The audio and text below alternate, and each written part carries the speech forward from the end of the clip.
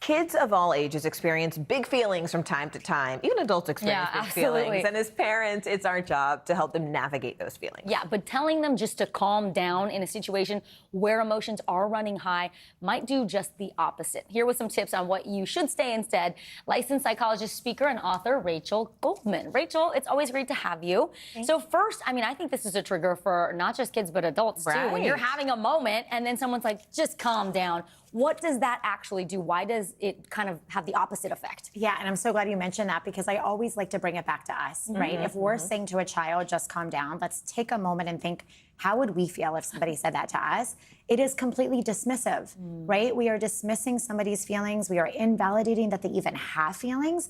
And we're assuming that they know what to do with those feelings as well. Or that they're in control in that moment. And that's sort of like a big picture strategy. But what about in the moment? When your kid's in the process of having a meltdown, what can we do? Right. Well, we can try to stay calm ourselves. But the first thing we can do is actually validate their feelings. So let's not talk about the solution yet, not the calm down, not what you can do, as opposed to, wow, I see that you're really upset right now. Okay. So that validation needs to come first. Okay. And then we can connect with them and try to do something together. So I like to be like, wow, I really see that you're frustrated right now.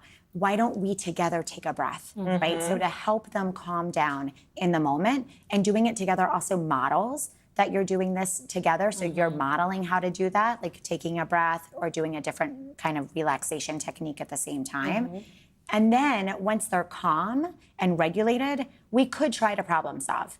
Right? I feel like there's nothing more... What? I was going to say, I'm very guilty of jumping to the problem solving probably sooner than we need to because I'm in a hurry. I don't know. You're just like, okay, I see the solution. We've got to get the jacket and get out the door. I'm definitely a validator. What I love is there's nothing more gratifying for me as a parent than seeing my daughter put it in practice. Like today, she wasn't feeling well. She was coming down and she said, "Estoy respirando. I'm breathing." Oh, that's good. That's great. And it's well, that was my question: is how maybe you're like. It sounds like you're doing the right thing because when you start to help them do that, at what point though can you start to expect them to be able to do it themselves and not always because you're not always going to be there to help validate them. Exactly. So first, I think again we need to think about ourselves. It takes practice, right? So we can't assume just one time of like let's breathe together that they're going to get it next time.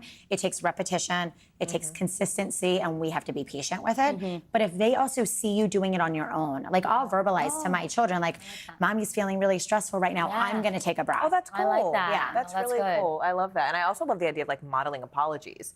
That they know that you're not, we're not above it. We're not above reproach. Right? Exactly. And if we say like, just calm down, we can actually model that apology. Like, wow, that actually wasn't helpful. Let's do this instead. Rachel Goldman, love when you come to join us. Thank you so much.